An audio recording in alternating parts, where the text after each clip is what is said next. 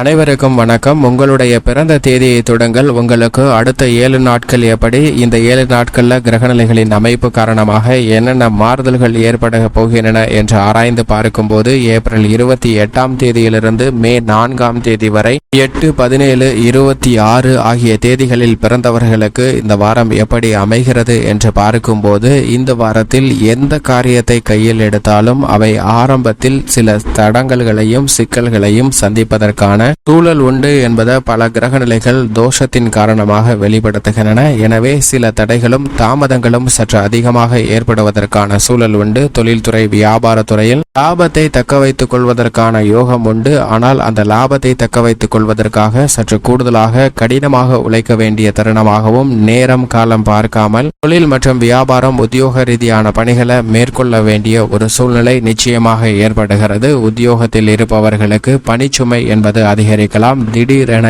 ஏற்படக்கூடிய திட்ட மாறுதல்கள் என்பது பணி சார்ந்த விஷயங்களில் சில சிக்கல்களை ஏற்படுத்துவதோடு மட்டுமல்லாது குடும்ப ரீதியாகவும் சில சிக்கல்களை விளைவிப்பதற்கான சூழல் உண்டு. இருப்பினும் நன்கு திட்டமிட்டு அந்த சூழ்நிலைக்கு ஏற்றவாறு செயல்படுவதால் குடும்ப ரீதியான பிரச்சனையும் உத்தியோக ரீதியான பிரச்சனைகளையும் சிறப்பான முறையில் கையாளுவதற்கான யோகம் கிடைக்கிறது. கணவன் மனைவிக்கிடையே சிறு சிறு கருத்து வேறுபாடுகள் ஏற்பட்டு விலகக்கூடிய ஒரு சிறந்த வாரமாக பார்க்கப்படுகிறது. பிரச்சனை இல்லை என்றால் வாழ்வில் சுவாரஸ்யம் இருக்காது. எனவே சிறு சிறு பிரச்சனைகளை எண்ணி நிச்சயமாக தருணத்தில் 8, 17, 26 ஆகிய தேதிகளில் பிறந்தவர்கள் கவலை கொள்ள வேண்டாம் என்பதை கிரகநிலைகள் உறுதிப்படுத்துகின்றன. கலைத்துறையினரை பொறுத்தவரைக்கும் மிகுந்த சாமர்த்தியமாக அனைத்து விதமான திட்டங்களையும் செயல்படுத்துவதற்கான யோகம் கிடைக்கிறது.